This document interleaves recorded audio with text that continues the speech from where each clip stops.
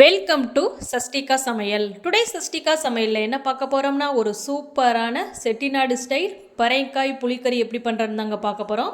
இந்த பறைக்காய் புளிக்கறியை சுட சுட சாதம் வச்சு சாப்பிடும்போது அவ்வளோ ஒரு டேஸ்ட்டுங்க. வாங்க அந்த ரெசிபி எப்படி பண்ணலான்னு வீடியோக்குள்ளே போய் பார்க்கலாம். பறைக்காய் புளிக்கறி பண்ணுறதுக்கு நான் முதல்ல பறைக்காயை இது மாதிரி ஸ்கியூபாக கட் பண்ணி கழுவிட்டு எடுத்துருக்கேன்.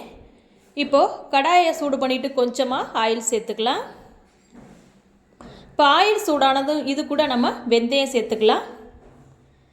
வெந்தயம் பொரிஞ்சதும் இது கூட 2 வரமிளகா சேர்த்துக்கலாம். இப்போது இது கூடவே பொடியாக நறுக்கி எடுத்து வச்சுருக்க சின்ன வெங்காயம் சேர்த்து நல்லா வதக்கி விட்டுக்கலாம். வெங்காயம் நல்லா வதங்கி வரணும்.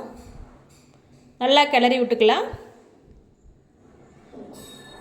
இப்போ இது கூட ஒரு கொத்து கருவேப்பிலை, 2 பச்சை மிளகாய் சேர்த்து நல்லா கிளறி விட்டுக்கலாம். இப்போ இது கூட கொஞ்சமாக பெருங்காயத்தூள், இது கூடவே 10 பல் பூண்டு சேர்த்து நல்லா கிளறி விட்டுக்கலாம். வெங்காயம் பூண்டு நல்லா வதங்கி வரணும்.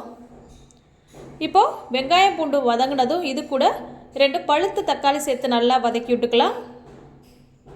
பாருங்கள் ஃப்ரெண்ட்ஸ், தக்காளி வதங்குறதுக்கு கொஞ்சமாக உப்பு சேர்த்து நல்லா வதக்கி விட்டுக்கலாம். இப்போ தக்காளி நல்லா வதங்கி வந்துருச்சு. இப்போ கட் பண்ணி எடுத்து வச்சுருக்கிற பறைக்காய் இது கூட சேர்த்து நல்லா வதக்கி விட்டுக்கலாம். இந்த பறைக்காய் பார்த்திங்கன்னா எண்ணெயிலே 2 நிமிஷத்துக்கு நல்லா வதக்கி விட்டுக்கலாம். இப்போ இது கூட கொஞ்சமாக மஞ்சள் தூள், பறைக்காய்க்கு தேவையான அளவு உப்பு சேர்த்து நல்லா கிளறி விட்டுக்கலாம். பாருங்கள் ஃப்ரெண்ட்ஸ், இது போல் நல்லா கிளறி விட்டுக்கோங்க.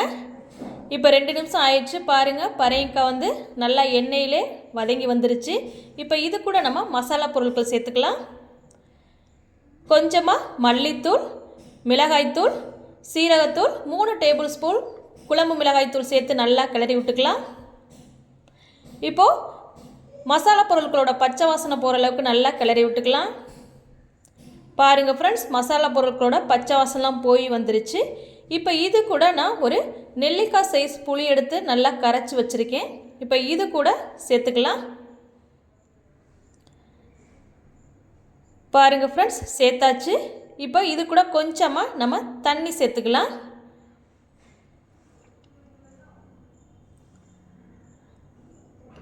பாருங்கள் ஃப்ரெண்ட்ஸ், பறைக்காய் மூழ்கிற அளவுக்கு தண்ணி சேர்த்துக்கோங்க. இப்போ தண்ணி சேர்த்து இதை ஒரு 15 நிமிஷத்துக்கு நல்லா கொதிக்க விடலாம்.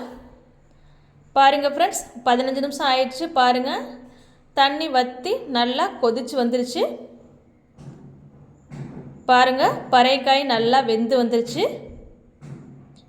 இப்போது நம்ம கடைசியாக கொஞ்சமாக மிளகுத்தூள், 10 பல் பூண்டு, இது கூடவே ஒரு சின்ன துண்டு வெல்லம் சேர்த்து நல்லா கிளறி விட்டுக்கலாம். பாருங்கள் ஃப்ரெண்ட்ஸ், இது போல் சேர்த்து நல்லா கிளறி விட்டுக்கோங்க. இப்போ இது சேர்த்ததும் லைட்டாக ஒரு கொதி வரட்டும்.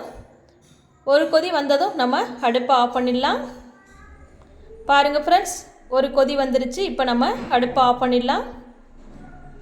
பாருங்கள் ஃப்ரெண்ட்ஸ், நமக்கு தேவையான சூப்பரான செட்டிநாடு ஸ்டைல் பறைக்காய் புளிக்கறி எவ்வளோ அழகாக அருமையாக ரெடியாக இருக்குன்னு பாருங்கள். நீங்களும் இந்த ரெசிபி கண்டிப்பாக மறக்காமல் ட்ரை பண்ணி பாருங்கள். ட்ரை பண்ணி பார்த்துட்டு டேஸ்ட் எப்படி வந்துச்சுன்னு கமெண்ட்டில் சொல்லுங்கள் ஃப்ரெண்ட்ஸ்.